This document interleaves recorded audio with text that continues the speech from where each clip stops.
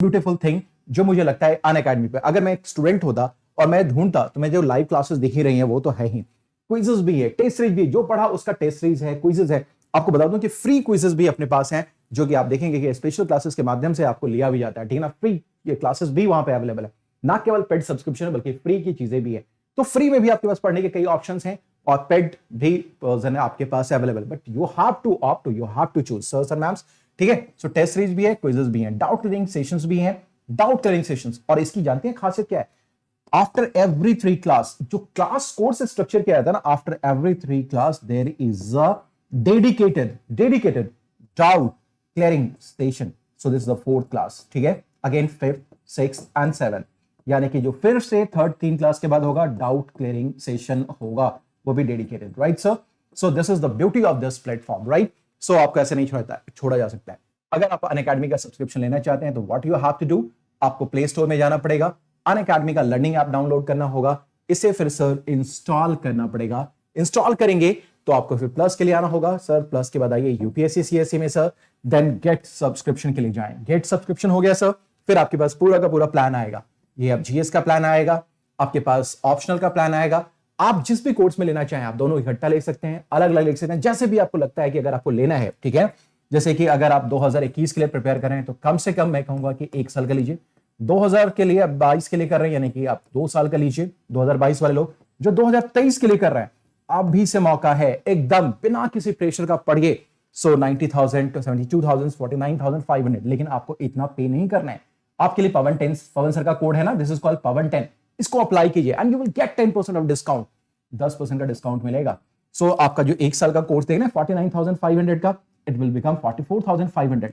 3 साल के लिए 90,000 का है, पवन 10 अप्लाई करेंगे, आपको पे करना है कितना, 81,000 वाले, ठीक है। फिर आगे आप बढ़ेंगे। इसी तरीके से आपके पास ऑप्शनल के लिए भी प्रोविजन है, किसी भी कोर्स में आपको जाना है, किसी भी कोर्स के लिए, UPSC, SSC, NDA, CDS, NET, NEET, JE, कुछ भी आप करना चाहते हैं, यूजीसी, तो आप पवन 10 के कोड को अप्लाई करें। पवन 10 का कोड अप्लाई करेंगे, you will get 10% off discount, ठीक है। एंड यूपीएससी में you will get my personal क्या कहते हैं guidance and everything, right sir ma'am's.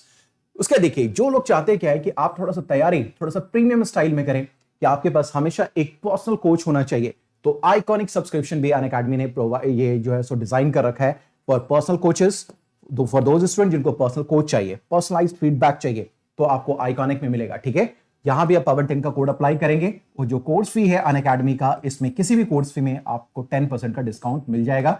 जैसे 69,500 का है 1 ईयर का course, it will become what 63,550 only, ठीक है। अगर आप 2 साल में जाते हैं तो 1,07,000 का, इट विल बिकम 96,300। 3 साल के लिए जाते हैं 1,41,000 का है, it will become what 1,26,000। So it is your choice, what is your requirement, ठीक है ना। क्योंकि आप जानते हैं ना कि अगर आप क्लास करते हैं, ठीक है ना, आप अगर प्रिपरेशन करते हैं तो आपको आपकी अपनी कुछ रिक्वायरमेंट्स होती हैं। So as per your requirements you can go for anything sirs and ma'ams, ठीक है ना। So it's up to you, ये आपके ऊपर डिपेंड करता है कि आपको क्या लेना है, what is your requirement, what is your demand, ठीक है ना।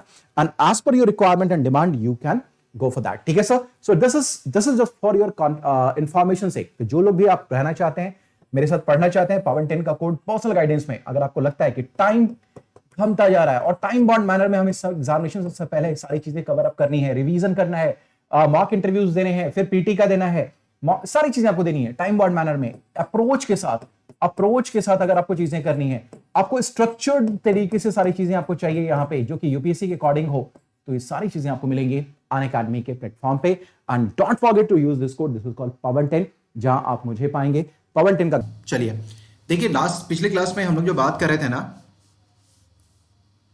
जो लास्ट क्लास में हमारी बात हो रही थी आप लोगों से, वो बात हो रही थी आर्टिकल 20 के ऊपर, राइट। आर्टिकल 20 के ऊपर यहीं से हम लोग बात करना शुरू करते हैं, ठीक है। आर्टिकल 20 के ऊपर तो मैंने थोड़ा सा ब्रीफ किया था आर्टिकल 20 को, लेकिन अभी हम लोग डिटेल में बात करने वाले हैं कि अनुच्छेद 20 यानी आर्टिकल 20 क्या कहता है। तो इसमें देखिए साहब क्या है कि आर्टिकल 20 जो है protection in respect of conviction for offences, यानी कि अपराधों के सजा के संबंध में संरक्षण है, ठीक है ना। सो ये बातें कही गई हैं, राइट, ठीक है। सो प्लीज समझ पा रहे हैं ये। So article 20, right. अब देखिए इसमें क्या है कि protection in respect of conviction of certain offences के बारे में बात हो रही है, ठीक है। अब ये जो आर्टिकल है, ये जो अनुच्छेद है आपका, ये अपराधों के आरोपी व्यक्तियों के अधिकारों की रक्षा करने के संबंध में बताया गया है, ठीक है ना। So this article has been just to safeguard, ठीक है ना, it is a safeguard mechanism, rather I could say it's a safeguard mechanism, right, it's a safeguard mechanism, right, ठीक है ना। The safeguard the rights of person accused of crimes. अब यहां करें, अब persons के बारे में बात करें तो पर्सन का मतलब क्या होता है, what do you mean by persons. Person का मतलब क्या होता है, इट्स मेंट फॉर सिटीजन, यानी कि ऑफ कोर्स वी पीपल, जिनका कि इस कंट्री के साथ उनका एक क्या है, एसोसिएशन है, ठीक है ना। फिर नॉन सिटीजन्स का मतलब हो गया foreigners and corporations as well, right. So corporation के बारे में भी बात हो रही है, ठीक है।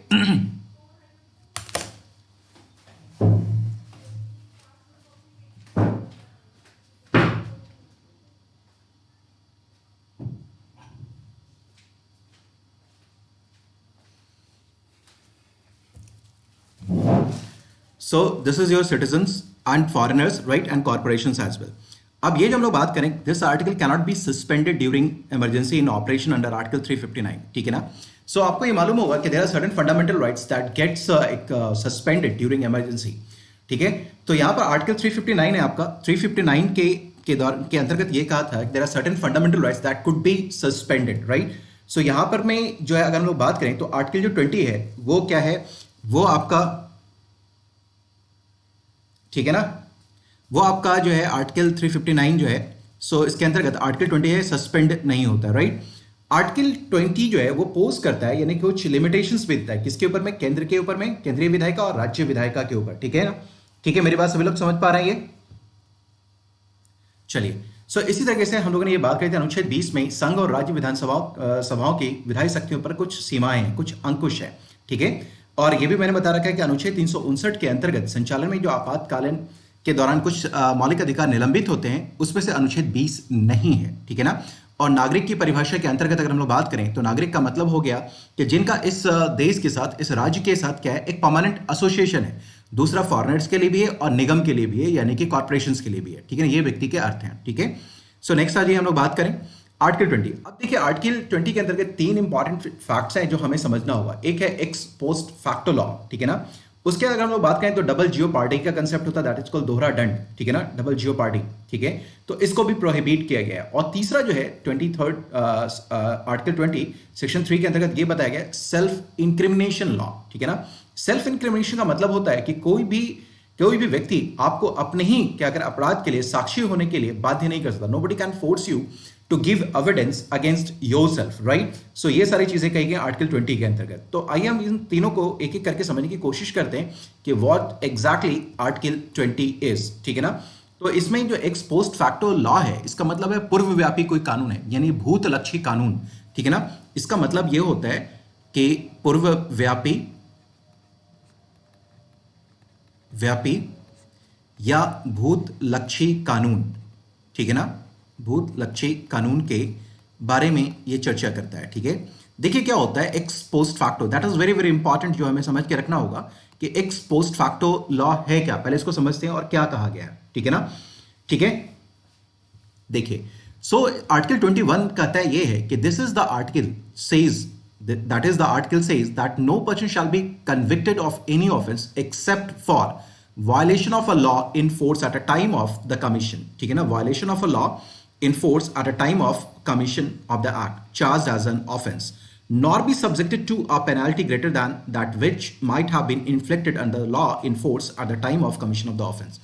so क्या है कि यह अनुच्छेद क्या कहता है, किसी भी व्यक्ति को कानून के उल्लंघन के अलावा किसी भी अपराध के लिए दोषी नहीं ठहराया जाएगा, ठीक है ना। So number 1 that is what, कि no person shall be convicted of any offence except for violation of law in force at the time, यानी कि जिस समय उसने कोई क्राइम कमिट किया है ना, उस समय जो भी उस क्राइम के लिए जो भी प्रिवेलेंट लॉ होगा उसी के अंदर उसको पनिश किया जाएगा, ठीक है ना, उसके अलावा उसको कोई पनिशमेंट नहीं दिया जाएगा। So what is right here, so again I am reading the statement for you people, that is the article says that no person shall be convicted of any offense except for violation of a law in force at the time of commission of the act, ठीक ना, charge and offense।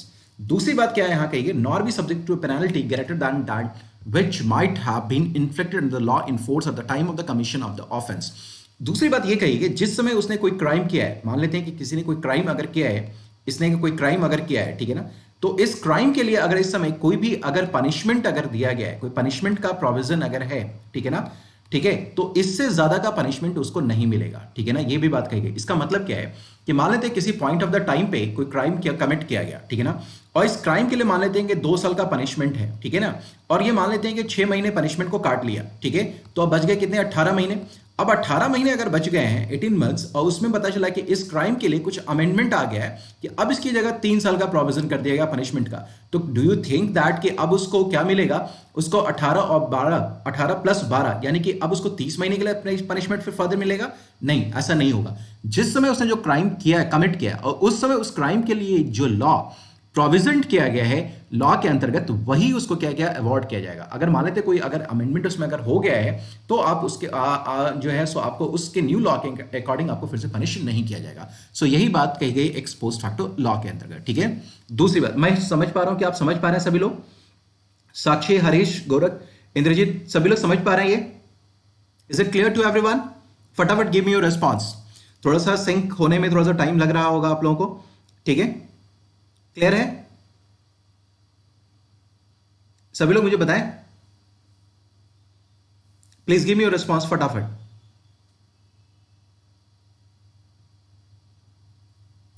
वंदना, अभी आपको समझ पा रहे हैं जो पूछ रहा हूं, वो समझ में आ रहा है?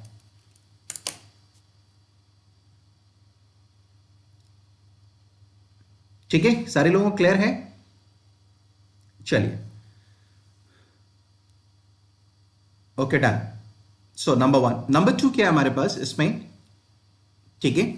अब दूसरा क्या है यहां पर में कि जो एक्स पोस्ट फैक्टो लॉ है, ये जो कह गया x post facto law, it simply means that legislature cannot make a law which provides for punishment of acts which were committed prior to the date when it came into force, ठीक है ना।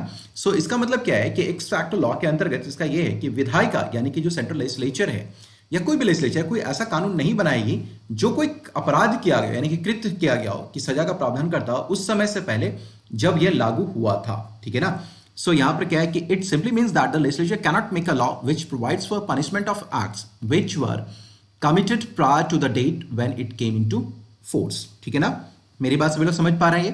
So which were committed prior to the date when it came into force, right? इसका मतलब दूसरे शब्दों में अगर हम बात करें कि a new law cannot punish the old crime, ठीक है ना। A new law cannot punish the old crime. This is the second thing, right? So दोनों बातें समझ पा रहे हैं? क्लियर है ये? चलिए आ जाइए। राइट, सो दूसरे शब्दों में एक नया कानून अपराध के पुराने कार्य को दंडित नहीं कर सकता। Is it clear? So done. Yes Vineet, समझ पा रहे हैं ये? गुड इवनिंग, सभी लोग को समझ में आ रही है बातें? चलिए डन। अभी तो कोई इश्यू नहीं है ना, चल रहा है अभी सब? सर कुछ पढ़ा रहे होंगे, वो थोड़ा सा एक्सटेंड हो गया होगा, लेकिन अब क्लास खत्म हो गई ना उधर, अब इधर कंसंट्रेट कीजिए, ठीक है। चलिए, राइट, सो गुड, ग्रेट।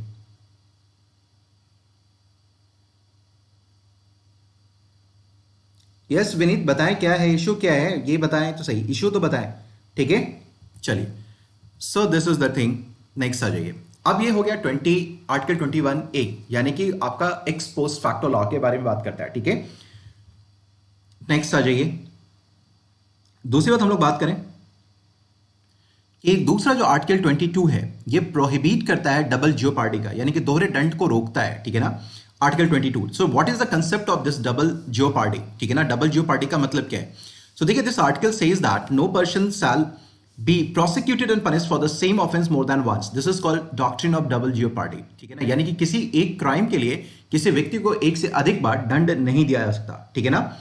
दंड नहीं दिया सकता, यह कहता है कि किसी भी व्यक्ति के खिलाफ एक से अधिक बार एक ही अपराध के लिए मुकदमा नहीं चलाया जाएगा और उसे दंडित नहीं किया जाएगा, ठीक है ना। इसे डॉक्ट्रिन ऑफ डबल जियोपार्डी कहा जाता है, ठीक है ना। So this article says no person shall be prosecuted and punished for the same offence more than once. This is called doctrine of double jeopardy. जैसे अभी मैंने आपसे बताया था, जो एक एग्जांपल अभी हम लोग ले रहे थे कि मान लेते हैं कि किसी को किसी क्राइम में कि जो है 2 साल की सजा मिल गई, ठीक है, और वो अपना पनिशमेंट काट भी रहा है, ठीक है। अब पता चला कि न्यू लॉ बन गया और इसके हिसाब से 3 साल का पनिशमेंट है, तो क्या इस व्यक्ति को 3 साल की पनिशमेंट मिलेगी? नहीं, ऐसा नहीं होगा। इसका मतलब ये हो जाएगा कि उस व्यक्ति को यहां भी पनिशमेंट मिला और यहां भी पनिशमेंट मिला। So it prohibits about that double jeopardy, right. Number one thing. Number two क्या है कि the objective of this article is to avoid harassment which must be caused for successive criminal proceedings where the person has committed only one crime, ठीक है ना। इस अनुच्छेद का उद्देश्य क्या है कि किसी व्यक्ति को उस उत्पीड़न से बचाना जो क्रमिक आपराधिक कार्रवाई के लिए होना चाहिए, जहां व्यक्ति ने केवल एक अपराध किया हो। The objective of this article is to avoid harassment. Simple, ये लग रहा है ना कि किसी को भी हरासमेंट ना हो, विच must be caused for successive criminal proceedings, ठीक है। सो सक्सेसिव क्रिमिनल प्रोसीडिंग्स की वजह से किसी को कोई डबल हरासमेंट नहीं मिलना चाहिए। Where the person has committed only one crime, अगर किसी ने एक क्राइम अगर किया है तो उसको इसकी ही सजा मिलनी चाहिए, दूसरी की सजा नहीं मिलनी चाहिए, right. So this is the concept of double jeopardy, right. अब देखिए क्या है, constitution bars double punishment for the same offence. The conviction for such offence does not bar for subsequent trial and conviction for another offense and it does not matter some ingredients of these two offenses are common। संविधान समान अपराध के लिए दोहरी सजा की मनाही करता है, ये बात तो हम लोग समझ पा रहे हैं।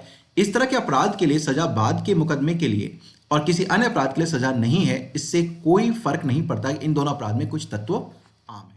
किसी व्यक्ति को एक ही अपराध के लिए एक से अधिक बार अभियोजित यानी कि अभियोजित और दंडित नहीं किया जाएगा, राइट। सो प्लीज रखेंगे कि the conviction for such offense does not bar for subsequent trial, right। subsequent trial and conviction, ये बार करा है, does not bar for subsequent trial and conviction for another offense and it does not matter some ingredients of these two offenses are common, right। so इस बात को भी ध्यान में रखिए, that is even very very important, ठीक है।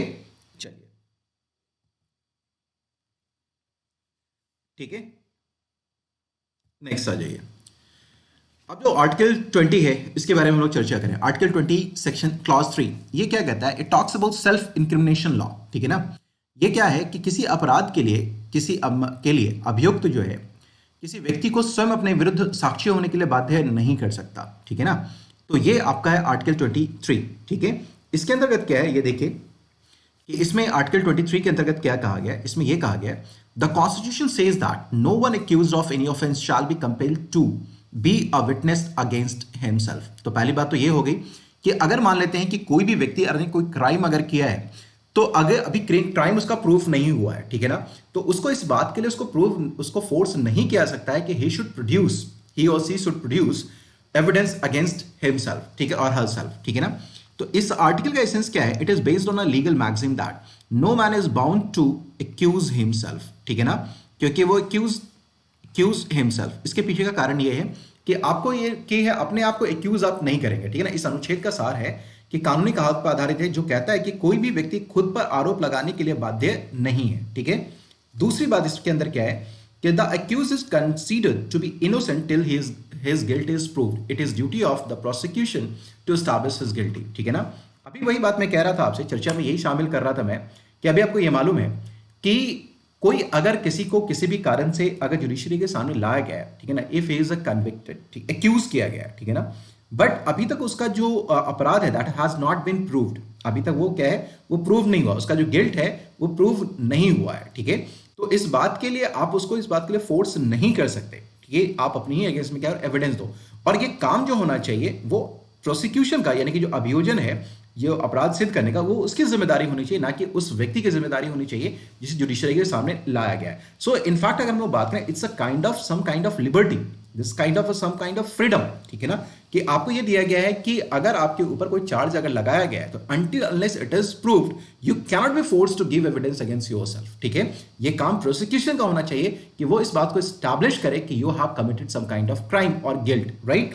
सो ये बात ये कही गई, that is called the law of self incrimination, ठीक है ना। सो आपको कोई भी आपकी इच्छा के विरुद्ध आपसे क्या कर सकता है, वो आपको बाध्य नहीं कर सकता है। चले फिर आगे, नेक्स्ट आ जाइए। अब आ जाइए। सो आर्टिकल 20 मेरे ख्याल से समझ में आ गया, सभी लोग समझ पा रहे हैं? Article done, 20 is done.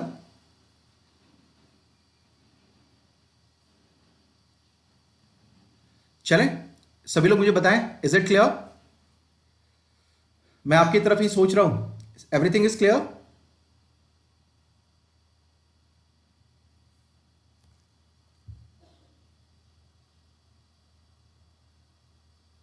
Amend होकर के शुभम पनिशमेंट कम नहीं होता है।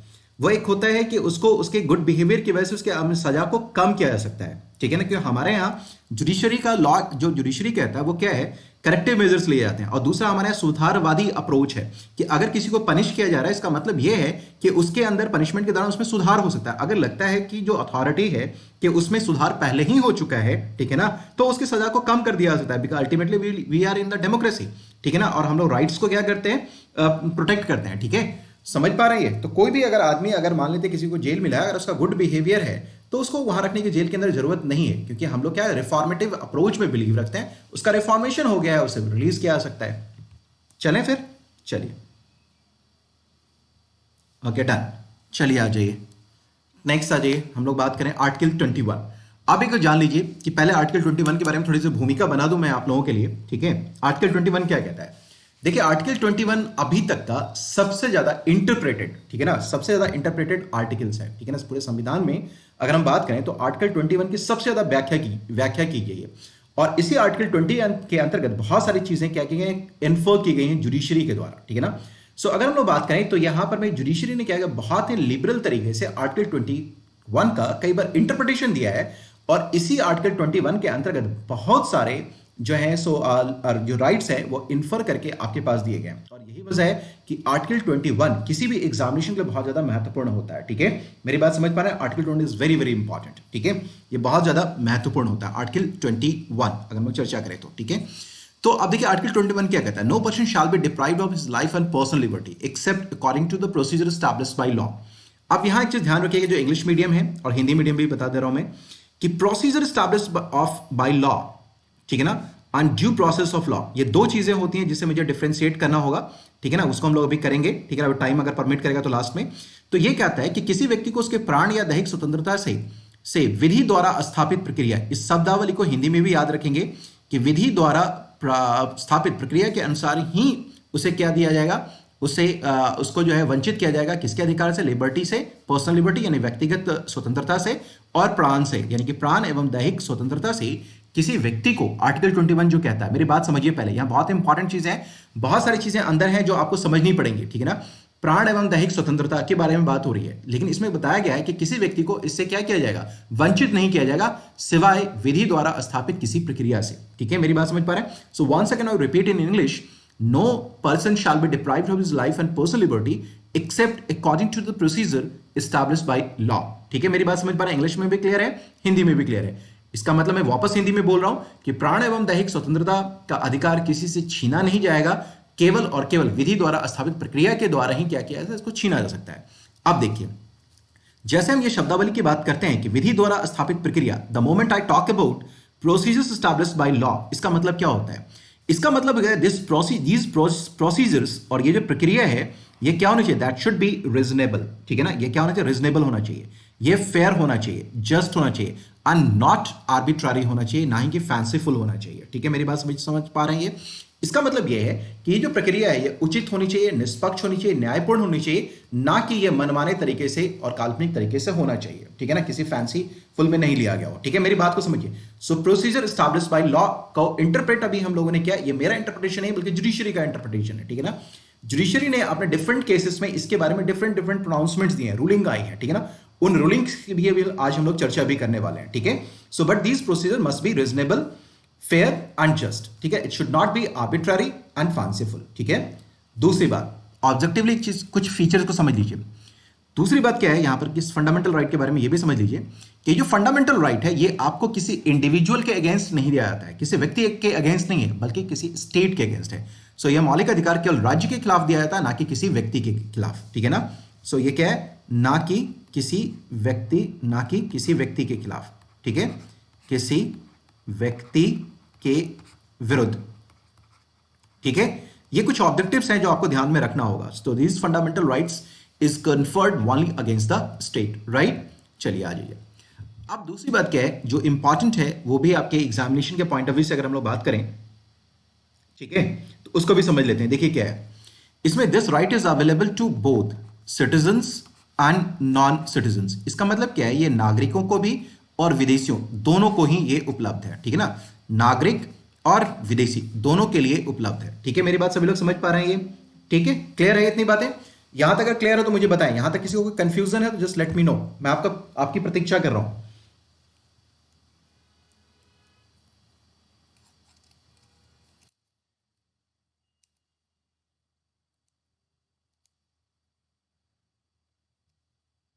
अच्छा, ये तो गोल्डी अभी नहीं हो पाएगा क्योंकि वो थोड़ा सा सॉफ्टवेयर का ही इशू है कि वो परमानेंट आएगा। अब यही हो सकता है नेक्स्ट टाइम पीपीटी ना में थोड़ा सा जो कंटेंट है वो थोड़ा ऊपर ही लिखना पड़ेगा, ठीक है?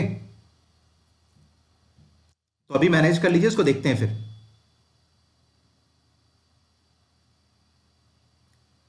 ठीक है, सभी लोग समझ पा रहे हैं ये? राइट, क्लियर है? मेरी बातों को सुनते चलिए, ठीक है? मैंने आपको सारी चीजें डिटेल में पढ़ा रखी हैं, ठीक है ना? समझिए इन चीजों को। क्लियर है? फटाफट गिव मी योर रिस्पॉन्स।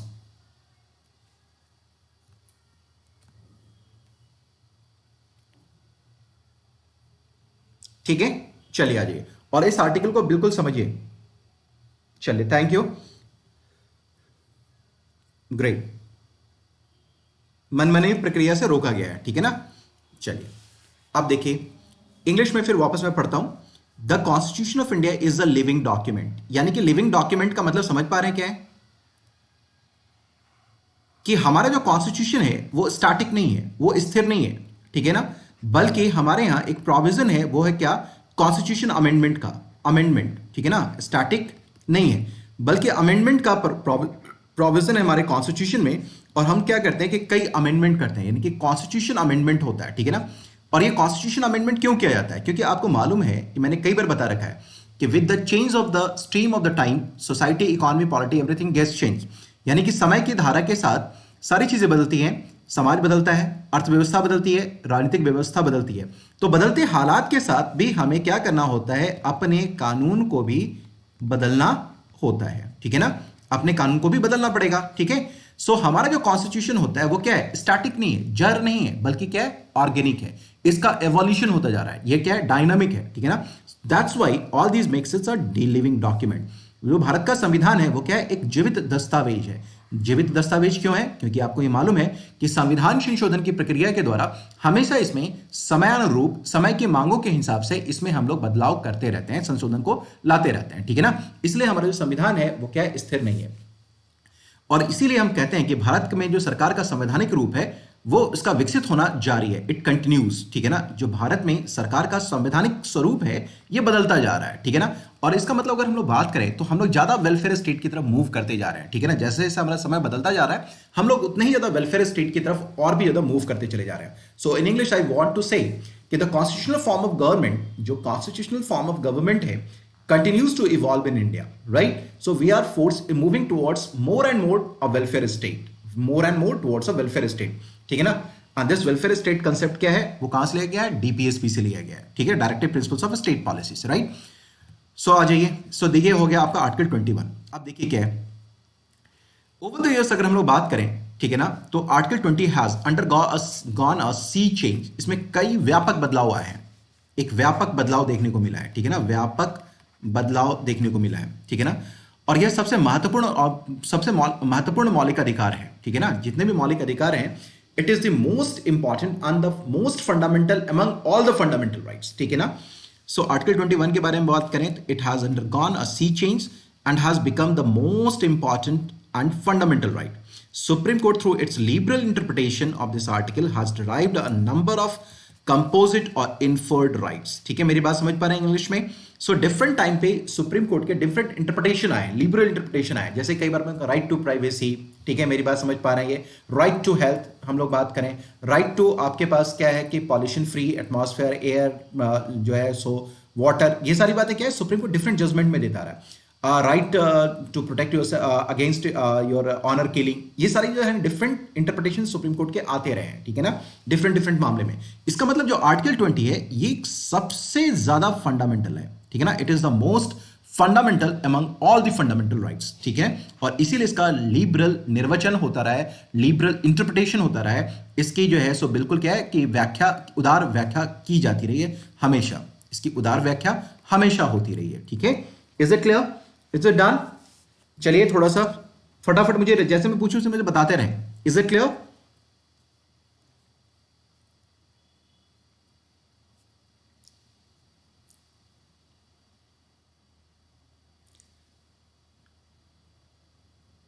सभी लोग मुझे बताएं, क्लियर है ये?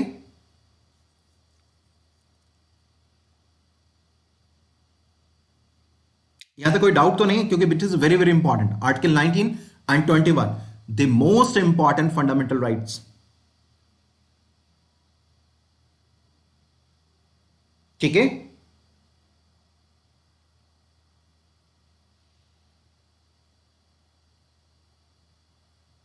राइट। चलिए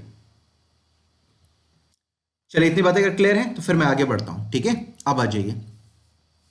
अब सुप्रीम कोर्ट ने क्या किया है कि यहां समझिए, सुप्रीम कोर्ट ने राइट टू लाइफ यानी कि प्राण का, जीवन का जो अधिकार दिया है, का मतलब क्या है? एक सार्थक, संपूर्ण और सम्मानजनक जीवन। यानी कि आपके पास जो प्राण का अधिकार है, ठीक है ना, जो राइट टू लाइफ है, इसका मतलब क्या है? इनका मतलब क्या है? ये जो राइट टू लाइफ है, इसका सीधा बात करें तो right to lead a meaningful, complete and dignified life के बारे में बात करता है। So it talks about what? If I talk about right to life, it simply means that as per the judiciary I am talking about, ठीक है ना, तो इसका मतलब राइट टू लाइफ का मतलब क्या है कि right to lead a meaningful, complete and dignified life. जैसे हम लोग कहते हैं प्राण का अधिकार, जीवन का अधिकार, तो इसका अर्थ है एक सार्थक, संपूर्ण और सम्मानजनक जीवन जीने का अधिकार। ठीक है, इन शब्दों को आप मेंस के पॉइंट ऑफ व्यू से भी याद रखेंगे। ठीक है ना, it is something more then surviving और एनिमल एग्जिस्टेंस। ठीक है ना, इसका अर्थ यह है कि केवल आपको जीने का अधिकार का मतलब नहीं कि आप केवल जीवित रहें, आप सांसें लें। ठीक है ना, इसका मतलब ये नहीं है, जो भी आपका जो पार्श्विक अस्तित्व हो सकता है उससे बचाना भी इसका उद्देश्य है। यानी कि जो पशु अस्तित्व होता है, आपने देखा होगा कि प्राण जो है एक जीवन, एक जानवर के अंदर भी होता है। ठीक है ना, बट जो जानवर है उसके साथ तो कोई डिग्निफाइड लाइफ वो लीड नहीं करता है, कहीं सो जाता है, कहीं लेट जाता है, कभी कोई इसको दो डंडा लगा देता है, कभी उसको हुड़ेक के कोई बाहर निकाल देता है। तो ठीक है ना, इससे रोकना है। तो यहां जो है, अगर हम लोग बात करें कि राइट टू लाइफ, तो एक ये व्यापक शब्दावली है। राइट टू लाइफ का मतलब ये कंजर्वेटिव नहीं, इसकी एक व्यापक परिभाषा है। It has a wide definition, right. So इसका मतलब क्या है कि does not have restricted meaning. ठीक है ना, it is something more than a surviving और एनिमल एग्जिस्टेंस। ठीक है, so hence article 21 is fundamental of all the fundamental rights, as I already told you, it is fundamental of all the fundamental rights. इसलिए जो अनुच्छेद 21 है आपका, सभी मौलिक अधिकारों के मूल है। ठीक है ना, दूसरी बात, और ये जो आर्टिकल 21 है, this article 21 is the backbone, ये रीड है किसका?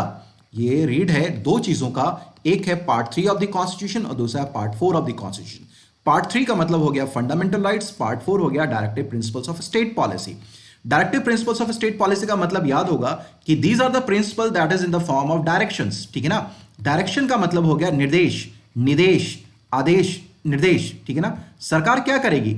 ठीक है ना, सरकार क्या करे? Directive principles of state policy, यानी कि राज्य की जो है प्रशासनिक नीति कैसी होनी चाहिए, उसके लिए कुछ डायरेक्शन दिए गए हैं, और उस डायरेक्शन के लिए भी फंडामेंटल क्या है? आर्टिकल 21। इसका मतलब क्या है कि it is an all encompassing article. ठीक है ना, सो आर्टिकल 21 जो है उसका जो है लिमिटेड मीनिंग नहीं है, बल्कि it is very very important, इसकी बहुत ही व्यापक परिभाषा है। ठीक है, सभी लोग इस बात को समझ पा रहे होंगे। सो इसलिए 21 जो है, अनुच्छेद 21, वो सभी मौलिक अधिकारों में मौलिक है। यह संविधान के भाग 3 और भाग 4 दोनों की रीढ़ है, उसका बैकबोन है, उसका बेड रॉक है। इसी के ऊपर में पूरा का पूरा आपका जो डीपीएसपी है और जो आपका फंडामेंटल राइट है, दैट कुड बी डिफाइंड। ठीक है, मेरी बात सभी लोग समझ पा रहे हैं? यहां तक सभी लोगों को स्पष्ट है, क्लैरिटी है इतनी बातें? प्लीज भाई बहन लोग बताते रहें।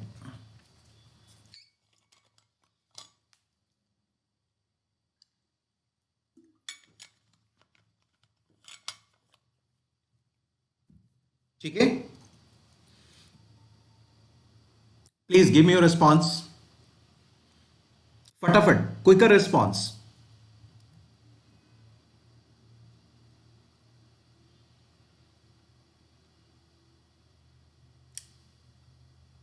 ठीक है,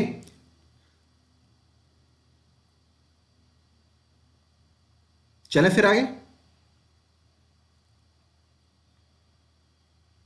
ग्रेट, चलिए। सो बहुत इंपॉर्टेंट को समझते चलिए एक एक चीज को। अब देखिए, जो आर्टिकल 21 है, अभी जो कुछ भी है वो उसको अभी हम लोग बात करेंगे। ठीक है ना, जो इन्फर्ड राइट्स है ना, ये आप लोगों ने लक्ष्मीकांत सर की किताब में भी पढ़ा होगा। ठीक है ना, और यहां भी मैं बता रहा हूं। ठीक है ना, सो ये सारे के सारे राइट जो हैं, जितने भी वहां लिस्ट दिए गए हैं, अगर आपको ये देखने में दिक्कत हो तो आप लक्ष्मीकांत सर की किताब को भी देख लीजिएगा, वो लिस्ट है, सारा के साथ जुडिशरी का जो है वो रूलिंग्स है। ठीक है ना, और जिसमें बताया गया है कि आर्टिकल 21 के अंतर्गत कौन कौन से राइट दिए गए हैं। तो right to live with human dignity, अभी हम लोग बात कर रहे थे। ह्यूमन डिग्निटी का मतलब है कि ऐसा नहीं कि आप पाशविक जीवन जिए, ठीक है ना, एनिमल लाइफ को ना लीड करें, बल्कि आप रिस्पेक्टफुल लाइफ को लीड करें। सो मानवीय गरिमा के साथ जीने का अधिकार, ये क्या है, आर्टिकल 21 के अंतर्गत प्राण एवं दैहिक स्वतंत्रता का जो अधिकार है उसके अंतर्गत इन्फोर्स किया गया है सुप्रीम कोर्ट के द्वारा, ठीक है ना। Right to decent environment including pollution free water, air and protection against hazardous industry. So प्रदूषण मुक्त जल, वायु सहित, ठीक है ना, सभ्य वातावरण का अधिकार और खतरनाक उद्योगों से सुरक्षा, ये भी आपके आर्टिकल 21 के अंतर्गत मौलिक अधिकार है। राइट टू लाइवलीहुड, ठीक है ना, यानी कि आपके पास आजीविका का अधिकार, ठीक है ना, आजीविका का अधिकार, ये भी क्या है, आपके मौलिक अधिकार में। राइट टू प्राइवेसी, ठीक है ना, राइट टू प्राइवेसी, निजता का अधिकार, that is very very important, ठीक है। सो इसके ऊपर अभी हम लोग चर्चा नहीं कर रहे हैं कि अभी इनमें से करीब 35 हैं, लक्ष्मीकांत सर की किताब में आप देखेंगे राइट्स, उसमें से कुछ ही के बारे में हम बात करेंगे कि जो जो इंपॉर्टेंट मुझे लगे हैं कि उसमें कौन कौन से मामले में ये निर्वचन आए हैं, ठीक है ना, क्योंकि जितने भी आपके मामले दिख रहे हैं ये आपके सारे के सारे अभी 35 होंगे, ये सारे के सारे सुप्रीम कोर्ट के रूलिंग एंड डिफरेंट जजमेंट्स में, ठीक है ना। So right to livelihood, right to privacy, right to shelter, आश्रय का अधिकार, ठीक है ना, शेल्टर, ठीक है ना। आपको याद होगा, इतनी बातों को अगर हम बात करें तो आपको याद होगा कि फंडामेंटल राइट्स के बारे में जो डेफिनेशन मैंने दिया है कि व्हाट इज फंडामेंटल राइट।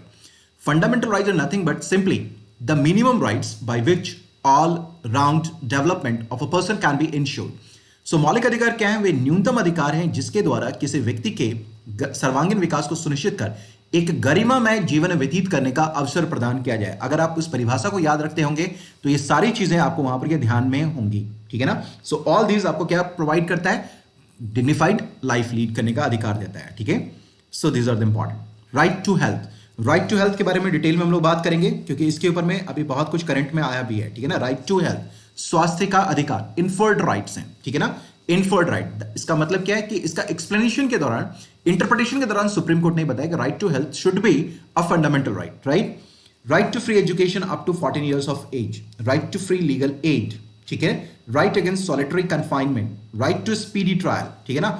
अभी स्पीडी ट्रायल भी आपके लिए बहुत ज्यादा इंपॉर्टेंट है। आपको कई बार मैंने स्पेशल सेशन के दौरान बताया भी है कि स्पेशल जो स्पीडी ट्रायल होना चाहिए, it is a fundamental right. अगर मान लें किसी व्यक्ति को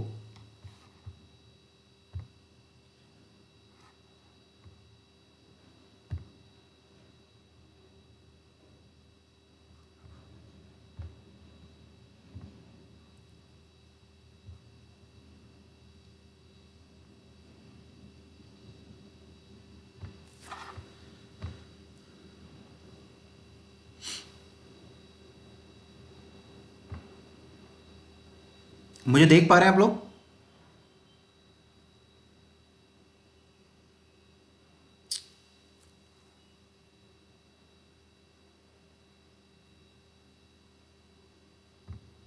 हाँ, सो अभी हम लोग जो बात कर रहे थे right to free education up to 14 years, ठीक है ना।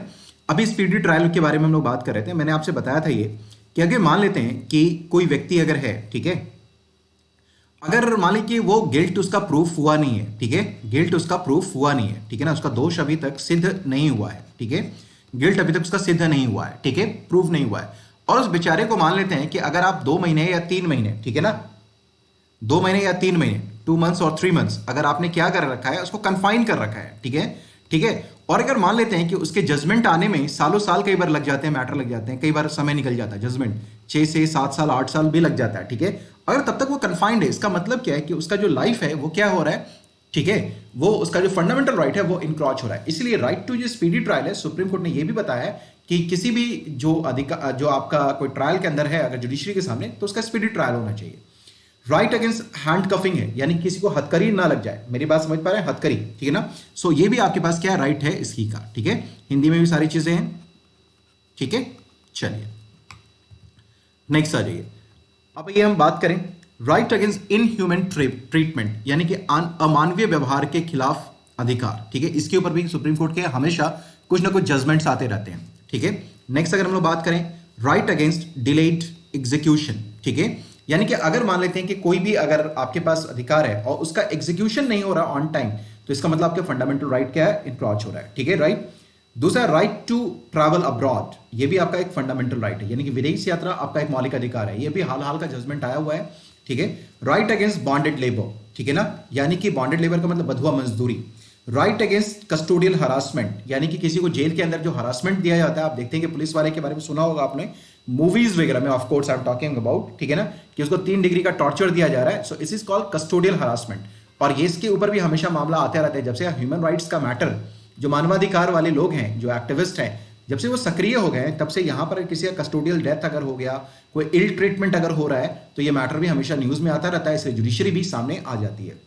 Right to emergency medical aid, ठीक है ना, यानी कि किसी भी व्यक्ति को जो मेडिकल एड चाहिए आपातकाल में, अगर मान लें तो उसके पास पैसा वैसा भी नहीं है और कोई अगर डिनाई करता है, तो वो फंडामेंटल राइट का वायलेशन है, चाहे वो डॉक्टर हो, हॉस्पिटल हो, कोई भी हो, ठीक है।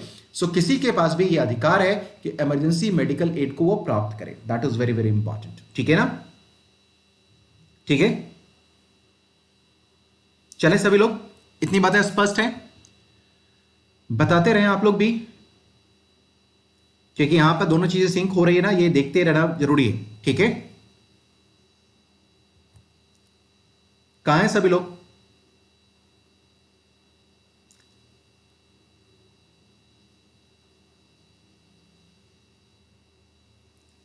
ठीक है, सभी लोग समझ पा रहे हैं ये? चलिए आ जाइए, ठीक है ना, चलिए आ जाइए। सो उसके बारे में राइट है, ठीक है। नेक्स्ट आ जाइए। अब भाई जैसे बात करें right to timely medical treatment in government hospitals, ठीक है ना, सरकारी अस्पताल में समय पर चिकित्सा का अधिकार, आपके पास ये राइट भी है, ठीक है ना, कि कोई भी अगर मान लेते हैं कि मेडिकल ट्रीटमेंट में कोई अगर डिले अगर हो रहा है, गवर्नमेंट हॉस्पिटल्स के बारे में स्पेसिफिक किया गया है यहाँ पे, तो ये आपके फंडामेंटल राइट का क्या है, उल्लंघन है। कई बार आप देखते होंगे सरकारी जो डॉक्टर साहब होते हैं, कई बार सभी लोग नहीं, कई बार लोग क्या होते हैं, आराम से सरकारी बाबू बन जाते हैं। हाँ भाई आ रहे हैं, ठीक है ना, पता चला कि मेरे पेशेंट आया हुआ है और डॉक्टर साहब आए ही नहीं है, ठीक है ना, आने में से आपको लग रहा है टाइम, और किसी के 1 minute 2 minute 3 minute 4 minute 5 minute 10 minute late आने से भी हो सकता है कि किसी का सर्वाइवल का थ्रेट हो जाए, ठीक है। तो सुप्रीम कोर्ट ने इसके ऊपर भी ध्यान देते हुए ये कहा है कि किसी भी सरकारी अस्पताल में मेडिकल ट्रीटमेंट आपका टाइम पे होना जरूरी है। So right to timely medical treatment in government hospital is one of your fundamental rights under article 21, ठीक है।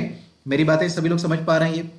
उसके बाद क्या है, right to be driven out of a state, ठीक है ना, ठीक है, driven out of a state, state का मतलब पिटी स्टेट, ठीक है। Right to a fair trial, ठीक है ना, ये फेयर ट्रायल का मतलब ये जानते हैं जुडिशरी का है निष्पक्ष, आपके पास सुनवाई का अधिकार होना चाहिए। Right of prisoner to have a necessities of life, ठीक है ना, आपके पास जीवन में जितने भी आपके पास नेसेसिटीज हैं, ठीक है ना, उसका अधिकार है, ठीक है। श्रेय आप पढ़िए बस हमसे, क्या दिक्कत है, इतना पढ़ना काफी नहीं है क्या? गब्बर इज बैक, ओके, चलिए आ जाइए। So right of prisoner to have necessities of life, that is very very important. अब हम लोग बात करें right of women to be treated with decency and dignity, ठीक है ना, महिलाओं के साथ शालीनता और मर्यादा के साथ व्यवहार होना एक मौलिक अधिकार है। So right of women to be treated as with decency and dignity is one of your fundamental rights, ठीक है। जितेंद्र कुमार पाल जी, ठीक है, मेरी बात समझ पा रहे हैं ये? एक बार आपका नाम ले लिया, और कितने वाले हैं? अरे आप सभी लोग मेरे बहुत प्यारे हैं, ठीक है ना। आप लोग को अभी आप समझिए कि जैसे अभी आप लोगों के लिए मैं कंटेंट अभी तैयार कर रहा हूँ, लगता है कि मैं अपनी तैयारी खुद कर रहा हूँ, ठीक है। मुझे लग रहा है कि आपको अभी मैक्सिमम चीजें मिल जाएं। स्टार्टिंग तो मैंने आपको पूरी तरीके से पढ़ा रखा है, और अभी अब जितनी भी चीजें करंट में आ रही है ना, मुझे लगता है कि वो सारी चीजें आपको निचोड़ के दे दूं। आप यकीन जानिए कि जितना आप पढ़ते होंगे उतना ही शायद मैं भी पढ़ रहा हूँ। कई बार मुझे लगता है कि आपसे कहीं ज्यादा मैं पढ़ रहा हूँ आजकल, ठीक है, कि कहीं करंट के कुछ चीजें मिस ना हो जाए, ठीक है, कहीं कोई चीजें करंट की मिस ना हो जाए, ठीक है। समझ पा रहे हैं? तो पढ़िए, आराम से पढ़िए, ठीक है, किसी और चीज के चक्कर में मत रहिए, ठीक है ना। We are doing very good right here, और इवन आपके अनअकैडमी सब्सक्रिप्शन पे भी,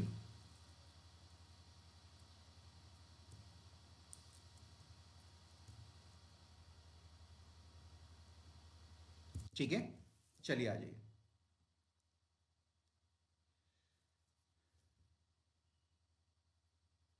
आपने देखा होगा कि किसी को भी पुलिस वाला सुरेश सौरभ का है कि अगर किसी ने पुलिस वाले ने किसी को शक के आधार पर उठा लिया, ठीक है ना, और अगर हाथ में हथकड़ी डाल दी तो आपकी बेइज्जती हो गई, पूरे समाज में फजीहत हो गई।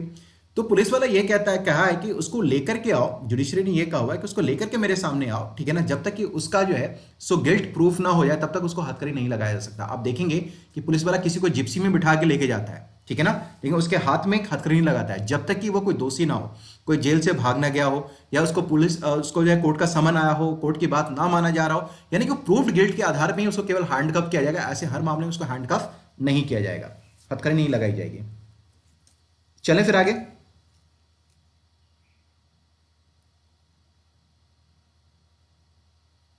चलिए आ जाइए।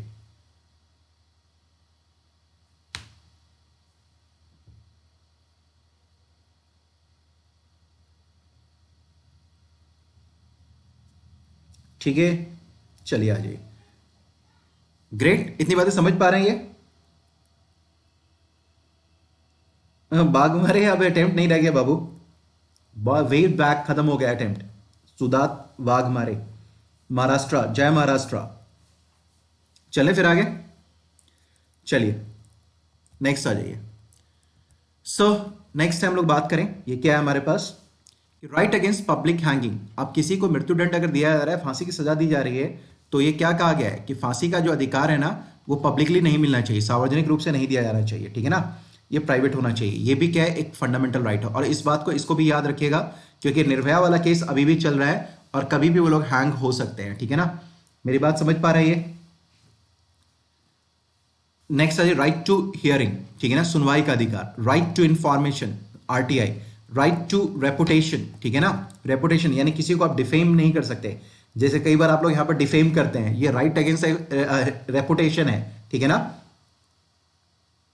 ठीक है, राइट टू रेपुटेशन, राइट प्रतिष्ठा का अधिकार, right of appeal from a judgment of conviction, सजा के निर्णय से अपील का अधिकार। अभी देखते हैं कि right of appeal from a judgment of conviction आपने देखा होगा अभी इस केस में, यही क्या नाम है, निर्भया वाले केस में, जो उसमें भी पवन है वो हमेशा right of appeal from a judgment of conviction करता रहता है, ठीक है ना।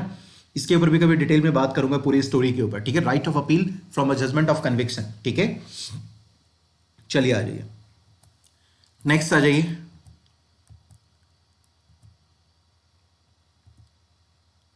Right to social security and protection of the family. आप देखते होंगे कि सरकार क्या करती है, हमेशा कोई ना कोई सोशल सिक्योरिटी पॉलिसी लेकर आती है, कभी ओल्ड एज के लिए, कभी ओल्ड एज के लिए, कभी विमेन के लिए, ठीक है ना, विमेन के लिए। तो कई प्रोग्राम्स चलते रहते हैं सोशल सिक्योरिटी, सामाजिक सुरक्षा का, ठीक है ना। तो right to social security and protection of the family, ठीक है, इट इज इंपॉर्टेंट। और यही वजह देखेंगे कि सरकार ने कई इंश्योरेंस पॉलिसी अभी लेकर आई है, इनिशिएटिव लिया है, ठीक है ना, because social security is one of your fundamental rights, ठीक है। Right to social security and protection of family, ठीक है। आप देखेंगे कई तरह का लाइफ इंश्योरेंस और हेल्थ इंश्योरेंस जैसे प्रोग्राम को गवर्नमेंट लेकर के आई हुई है। दूसरा आप देखें right to social and economic justice and empowerment. आप देखेंगे सोशल इकोनॉमिक जस्टिस को लेकर के पॉजिटिव डिस्क्रिमिनेशन का जो कंसेप्ट चल रहा है वो क्या है, वो यही है, right to social and economic justice and empowerment, यानी कि आपका सशक्तिकरण, ठीक है। राइट अगेंस्ट बार फेटर्स, ठीक है ना। Right to appropriate life insurance policy, so it is related to somehow this, ठीक है ना, insurance policy, life insurance policy. Right to sleep, आप अब सो रहे हैं ना, तो सोते वक्त आपको कोई डिस्टर्ब नहीं करेगा, अब मच्छर के अगेंस्ट भी आ जाएगा, राइट टू स्लीप का अधिकार है आपके पास, मच्छर ने डिस्टर्ब किया तो सुप्रीम कोर्ट उसको भी देखेगा, राइट टू स्लीप, ठीक है। मेरी बात समझ पा रहे हैं? इसका मतलब यह है कि कोई मच्छर के तरीके से आपके कान के सामने का भुनभुनाता रहता है, आप सोना चाहते हैं, कोई आपको सोने नहीं दे रहा है, तो it's a violation of your fundamental rights, ठीक है ना। कोई आपके सामने टीवी चला कर छोड़ दे, कोई आपके सामने कुछ भी कर दे, आप ट्रेन में जा रहे हैं, आप सोना चाह रहे हैं रात को, कोई बैठ के वहां पर गाना सुना चला जा रहा है, ठीक है ना, तो ये सारा का सारा क्या होगा, इसी के अंदर क्या होगा, वायलेशन होगा, ठीक है। मेरी बात समझ पा रहे हैं? आप भी रूममेट के साथ रहते होंगे, पढ़ाई लिखाई करते होंगे, तो आपको रात में सोने का मन करता होगा, रूममेट को रात में जो है सो डिस्को सुनने का मन करता होगा, ठीक है, भांगड़ा सुनने का मन करता होगा, ठीक है। तो उसको समझाइएगा कि राइट टू जो स्लीप है, it is one of your fundamental rights, ठीक है ना। मेरी बात सभी लोग समझ पा रहे हैं? चलिए आइए, ठीक है, सभी लोग समझ पा रहे हैं? ठीक है, ओके ग्रेट, नेक्स्ट आ जाइए। Right to freedom from noise and pollution, ठीक है, right to electricity, right to opportunity and right to क्या है, सस्टेनेबल डेवलपमेंट, ठीक है। चलिए सीधा का सीधा इसमें क्वेश्चन ये पूछा गया है, सीधे का सीधे क्वेश्चन डाल दिया जाता है कि under which article this right has been ensured as a fundamental right, like right to opportunity, right to sustainable development, ठीक है, ठीक है। मेरी बात समझ पा रहे हैं ये? चलिए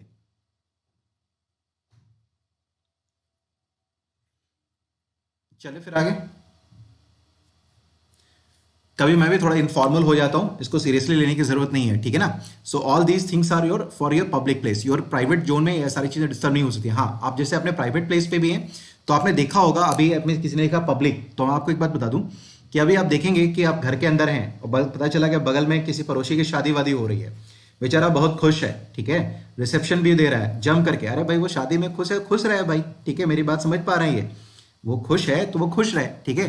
अब पता चला कि रिसेप्शन के वक्त वो भी गाना सुन रहा है, डिस्को डीजे कर रहा है रात के 12-1 बजे तक। अरे उसकी शादी हुई है, आपकी शादी थोड़े ना हुई है कि आपको भी खुश कर रहा है, ठीक है।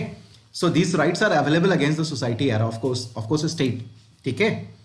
चले फिर आगे, चलिए आप अब एक चीज यहाँ फिर इंपॉर्टेंट चीज है, इस बात को समझिए।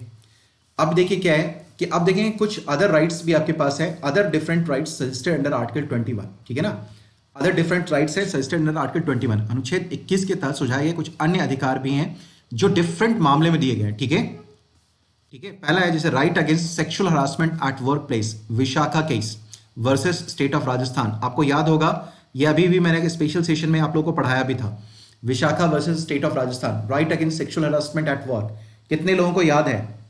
ठीक है, ठीक है, मेरी बात सभी लोग समझ पाए। कार्यस्थल पर यौन उत्पीड़न के खिलाफ अधिकार, ठीक है ना, यह राजस्थान सरकार बनाम विशाखा का मामला था, याद आ रहा होगा आप लोगों को। कितने लोगों को याद है? चले फिर है राइट टू लीगल एड, ठीक है ना, राइट टू लीगल एड यानी कानून सहायता का अधिकार। यह भी मैंने आपको कुछ दिन पहले आपको बताया था, यह हुसैन आरा खातून मामला था versus state of Bihar case, यह भी मैंने आप लोगों को पढ़ा रखा है, ठीक है। So right against sexual harassment at work, Vishakha case, ठीक है ना। और राइट टू आपके पास जो है लीगल एड है यानी कानून सहायता का अधिकार जो है, ये हुस्न आरा जो है आपका खातून केस है बिहार राज्य के केस में, ठीक है। और इसी में एक चीज और भी आया था, राइट टू स्पीडी ट्रायल, ठीक है ना, याद है ना सभी को? वेरी गुड, याद है तो वेरी गुड, आप लोग का भविष्य उज्जवल है। मैं शुभकामना दिल से देता हूं कि आप लोग भारी संख्या में इस बार यूपीएससी प्री क्लियर करें, ठीक है, ताकि हम लोग मेंस भी क्लेम करेंगे। चलें फिर आगे। सो राइट टू स्पीडी ट्रायल, हुस्न आरा खातून versus state of Bihar case, ये भी आप लोगों को बता रखा है, याद आ रहा है ये? ठीक है, याद आ रहा है? कितने लोगों को याद आ रहा है? फटाफट गिव मी योर रिस्पॉन्स, फटाफट भाई लोग। ठीक है, चलिए, हाँ बिट्टू को याद है मुजफ्फरपुर वाला मामला, ठीक है ना। चलिए नेक्स्ट आ जाइए, राइट अगेंस्ट रेप, ठीक है ना। राइट अगेंस्ट रेप क्या है? यह है गौतम वर्सेस सुभा चक्रवर्ती केस था। सुप्रीम कोर्ट ने हेल्ड किया कि assault is in the way not just a wrong doing against the individual of a lady, it is a wrong doing against the whole society. तो बलात्कार के खिलाफ इस मामले में सुप्रीम कोर्ट ने कहा, बोधिसत्व गौतम बनाम सुभा चक्रवर्ती के मामले में सुप्रीम कोर्ट का कहना था कि कोई पुरुष अगर किसी महिला के प्रति दुर्व्यवहार करता है तो वो केवल उसके खिलाफ नहीं है बल्कि वो पूरे समाज के खिलाफ ये दुर्व्यवहार है, ठीक है। वेरी गुड, चलिए चलिए आ जाइए। राइट टू शेल्टर, ये चमेली सिंह केस में है वर्सेस ये स्टेट ऑफ यूपी केस है, ठीक है ना। Chameli Singh versus state of UP case, state of UP case. Right to get pollution free water and air, Subhash Kumar versus state of Bihar case, ठीक है ना। जानवे करते होंगे पटना में पानी का क्या हालत है, ठीक है ना, बहुत गंदा माहौल रहता है, ठीक है। तो जो लोग होंगे तो यहीं पे हैं, ये भाई साहब बिहार से ही हैं ये भी। Right to get pollution free water and air, Subhash Kumar versus state of Bihar case, ठीक है ना। प्रदूषण मुक्त जल और वायु प्राप्त करने का अधिकार जो है ये सुभाष कुमार बनाम बिहार राज्य का मामला है। और 8वां है राइट अगेंस्ट ऑनर किलिंग, ये शक्ति वाहिनी वर्सेस यूनियन ऑफ इंडिया है, ठीक है ना। अभी इसको भी थोड़ा ध्यान में रखिएगा, ठीक है ना, ठीक है। राइट अगेंस्ट ऑनर किलिंग, शक्ति वाहिनी, ठीक है, वर्सेस यूनियन ऑफ इंडिया। अब ये जो केसेस है ना, इसके आप केसेस के साथ इस राइट्स को याद रख सकते हैं, ठीक है। बाकी जितने भी फंडामेंटल राइट्स हैं उन सबों को आपको याद रखना है, ध्यान में रखना है कि these are the fundamental rights. एक दो बार देख लेंगे ना, सारी चीजें आपके दिमाग में रहेंगी, ठीक है। मेरी बात सभी लोग समझ पा रहे हैं? डन, चलिए नेक्स्ट आ जाइए। अब आइए राइट टू हेल्थ, ये बहुत ज्यादा इंपॉर्टेंट है अभी, क्योंकि इसके ऊपर बहुत सारे भी करंट में इशू रहा है, करंट का इशू है ये, ठीक है ना। राइट टू हेल्थ, एक तो ये इन्फर्ड राइट है ना, ये इन्फर्ड राइट है, इसको फंडामेंटल राइट नहीं माना गया, इसको माना गया इन्फर्ड, यानी कि निकाल के बताया गया है कि जो आपका protection of life and personal liberty है, तो लाइफ के डिग्निफाइड लाइफ के अंतर्गत राइट टू हेल्थ आना चाहिए, सुप्रीम कोर्ट का जजमेंट है। लेकिन अभी तक इसको फंडामेंटल राइट पूरी तरीके से बनाया नहीं गया है, ठीक है। तो अब देखिए क्या है राइट टू हेल्थ के बारे में, क्या है इस बात को भी समझ लीजिए।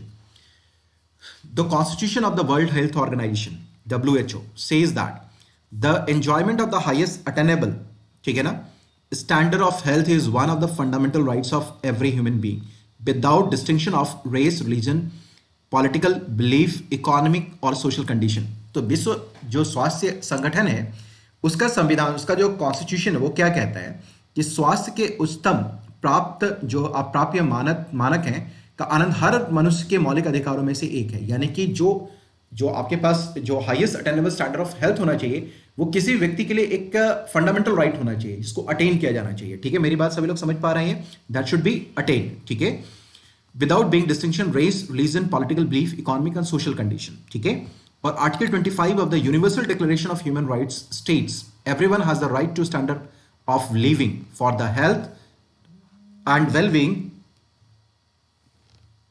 Well-being of himself and of his family. ठीक है ना, तो ये दोनों चीजें आपको मेंस के लिए भी याद रखना है। WHO का कॉन्स्टिट्यूशन में क्या कहा गया है और जो universal Declaration of Human rights है उसमें क्या कहा गया है। ठीक है ना, सो मानव अधिकार के सार्वभौमिक जो घोषणा है, सार्वभौमिक घोषणा, ठीक है, उसके अंतर्गत क्या कहा गया है? अनुच्छेद 25 में सभी को अपने और अपने परिवार के स्वास्थ्य और भलाई के लिए जीवन स्तर का अधिकार है। ठीक है, मेरी बात सभी लोग समझ पा रहे हैं? Is it clear? डन। चलिए अब ये आ जाइए राइट टू हेल्थ के बारे में अभी हम लोग बात करेंगे।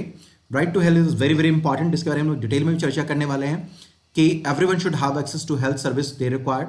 ठीक है ना, उसके बाद क्या है कि किसी का अगर फाइनेंशियल क्राइसिस अगर है तो भी इसको कोई डिनाई नहीं कर सकता, उसको डिनाई नहीं कर सकता। ठीक है ना, no one should get sick and die just because they are poor और because they cannot access the health service they need. ठीक है, इन सारी चीजों के बारे में हम लोग डिटेल में बात करने वाले हैं। ठीक है ना, डिटेल में भारत में राइट टू हेल्थ के बारे में क्या है, अभी और भी सारी चीजों से रिलेट करके हम लोग बात करने वाले हैं। ठीक है, ठीक है, सो इसके ऊपर हम लोग बात करेंगे। राइट, नेक्स्ट आ जाइए। और एक चीज याद रखिएगा, जो लोग भी प्लस पे अनअकैडमी सब्सक्रिप्शन लेना चाहते हैं, सो this is my code pawan10। वहां सारी चीजें बहुत तरीके से हो रही हैं। ठीक है, यहाँ जो सारी चीजें हो रही हैं वहां पर सारी चीजें आपको मिल भी रही हैं, PDF, मॉक टेस्ट एंड तमाम चीजें। ठीक है, तो जो कोई भी अगर ज्वाइन करना चाहता है then you could join this. ठीक है, चलिए फिर मिलते हैं नेक्स्ट क्लास में। Till then bye bye. Time हो चुका है दूसरे क्लास का, नहीं तो फिर जैसे अभी हिस्ट्री के साथ क्लास कॉन्साइड कर रहा था, यहाँ भी कॉन्साइड करना शुरू हो जाएगा। सो मिलते हैं फिर से।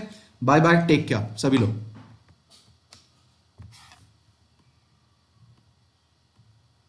ब्यूटीफुल थिंग जो मुझे लगता है अनअकैडमी पे अगर मैं एक स्टूडेंट होता और मैं ढूंढता तो मैं जो लाइव क्लासेस दिख ही रही हैं वो तो है ही, क्विजेस भी है, टेस्ट सीरीज भी, जो पढ़ा उसका टेस्ट सीरीज है, क्विजेस है। आपको बता दूं कि फ्री क्विजेस भी अपने पास हैं जो कि आप देखेंगे कि स्पेशल क्लासेस के माध्यम से आपको लिया भी जाता है। ठीक है ना, फ्री ये क्लासेस भी वहां पे अवेलेबल है, ना केवल पेड सब्सक्रिप्शन बल्कि फ्री की चीजें भी है। तो फ्री में भी आपके पास पढ़ने के कई ऑप्शंस हैं और पेड भी वर्जन है आपके पास available, but you have to opt to, you have to choose sir ma'ams. ठीक है, सो टेस्ट सीरीज भी है, क्विजेस भी हैं, डाउट क्लियरिंग सेशंस भी हैं, डाउट क्लियरिंग सेशंस। और इसकी जानते हैं खासियत क्या है? आफ्टर एवरी 3 क्लास, जो क्लास कोर्स स्ट्रक्चर किया जाता है ना, after every 3 class there is a dedicated doubt clearing station. So this is the 4th class. ठीक है, again 5th, 6th and 7th, यानी कि जो फिर से 3rd क्लास के बाद होगा डाउट क्लियरिंग सेशन होगा, वो भी dedicated. Right sir, so this is the beauty of this platform. Right, so आपको ऐसे नहीं छोड़ा जा सकता है। अगर आप अनअकैडमी का सब्सक्रिप्शन लेना चाहते हैं तो what you have to do, आपको प्ले स्टोर में जाना पड़ेगा, अनअकैडमी का लर्निंग ऐप डाउनलोड करना होगा, इसे फिर सर इंस्टॉल करना पड़ेगा। इंस्टॉल करेंगे तो आपको फिर प्लस के लिए आना होगा। सर प्लस के बाद आइए UPSC CSE में सर, देन गेट सब्सक्रिप्शन के लिए जाएं। गेट सब्सक्रिप्शन हो गया सर, फिर आपके पास पूरा का पूरा प्लान आएगा। ये अब GS का प्लान आएगा, आपके पास ऑप्शनल का प्लान आएगा। आप जिस भी कोर्स में लेना चाहें आप दोनों इकट्ठा ले सकते हैं, अलग अलग ले सकते हैं, जैसे भी आपको लगता है कि अगर आपको लेना है। ठीक है, जैसे कि अगर आप 2021 के लिए प्रिपेयर कर रहे हैं तो कम से कम मैं कहूंगा कि 1 साल का लीजिए, 2000 के लिए, 22 के लिए कर रहे हैं यानी कि आप 2 साल का लीजिए। 2022 वाले लोग जो 2023 के लिए कर रहे हैं, आप भी से मौका है, एकदम बिना किसी प्रेशर का पढ़िए। सो 90,000 to 72,000, 49,500, लेकिन आपको इतना पे नहीं करना है। आपके लिए पवन सर का कोड है ना, दिस इज कॉल्ड pawan10, इसको अप्लाई कीजिए and you will get 10% off discount, 10% का डिस्काउंट मिलेगा। सो आपका जो 1 साल का कोर्स देखना है 49,500 का, इट विल बिकम 44,500। 3 साल के लिए 90,000 का है, pawan10 अप्लाई करेंगे, आपको पे करना है कितना? 81,000 वाले। ठीक है, फिर आगे आप बढ़ेंगे। इसी तरीके से आपके पास ऑप्शनल के लिए भी प्रोविजन है। किसी भी कोर्स में आपको जाना है, किसी भी कोर्स के लिए, UPSC, SSC, NDA, CDS, net, JEE, कुछ भी आप करना चाहते हैं, UGC, तो आप pawan10 के कोड को अप्लाई करें। पवन 10 का कोड अप्लाई करेंगे, you will get 10% off discount, ठीक है। एंड यूपीएससी में you will get my personal क्या कहते हैं guidance and everything, right sirs and ma'ams. उसके देखिए जो लोग चाहते हैं क्या है कि आप थोड़ा सा तैयारी थोड़ा सा प्रीमियम स्टाइल में करें, कि आपके पास हमेशा एक पर्सनल कोच होना चाहिए, तो आइकॉनिक सब्सक्रिप्शन भी अनअकैडमी ने ये जो है सो डिजाइन कर रखा है for personal coaches, for those student जिनको पर्सनल कोच चाहिए, पर्सनलाइज्ड फीडबैक चाहिए, तो आपको आइकॉनिक में मिलेगा, ठीक है। यहां भी आप पवन 10 का कोड अप्लाई करेंगे और जो कोर्स फी है अनअकैडमी का, इसमें किसी भी कोर्स फी में आपको 10% का डिस्काउंट मिल जाएगा। जैसे 69,500 का है 1 ईयर का course, it will become what 63,550 only, ठीक है। अगर आप 2 साल में जाते हैं तो 1,07,000 का, इट विल बिकम 96,300। 3 साल के लिए जाते हैं 1,41,000 का है, it will become what 1,26,000। So it is your choice, what is your requirement, ठीक है ना। क्योंकि आप जानते हैं ना कि अगर आप क्लास करते हैं, ठीक है ना, आप अगर प्रिपरेशन करते हैं तो आपको आपकी अपनी कुछ रिक्वायरमेंट्स होती हैं। So as per your requirements you can go for anything sirs and ma'ams, ठीक है ना। So it's up to you, ये आपके ऊपर डिपेंड करता है कि आपको क्या लेना है, what is your requirement, what is your demand, ठीक है ना। And as per your requirement and demand you can go for that, ठीक है sir. So this is just for your information से, जो लोग भी आप रहना चाहते हैं, मेरे साथ पढ़ना चाहते हैं, पवन 10 का कोड पर्सनल गाइडेंस में, अगर आपको लगता है कि टाइम थमता जा रहा है और टाइम बाउंड मैनर में हमें एग्जामिनेशन से पहले सारी चीजें कवर अप करनी है, रिवीजन करना है, मॉक इंटरव्यूज देने हैं, फिर पीटी का देना है, सारी चीजें आपको देनी है टाइम बाउंड मैनर में, अप्रोच के साथ अगर आपको चीजें करनी है, आपको स्ट्रक्चर्ड तरीके से सारी चीजें आपको चाहिए यहाँ पे, जो कि यूपीएससी के अकॉर्डिंग हो, तो ये सारी चीजें आपको मिलेंगी अनअकैडमी के प्लेटफॉर्म पे। And don't forget to use this code, this is called Pawan 10, जहां आप मुझे पाएंगे, पवन 10 का गाइडेंस पाएंगे, मेंटरशिप पाएंगे, राइट सर्स एंड मैम्स।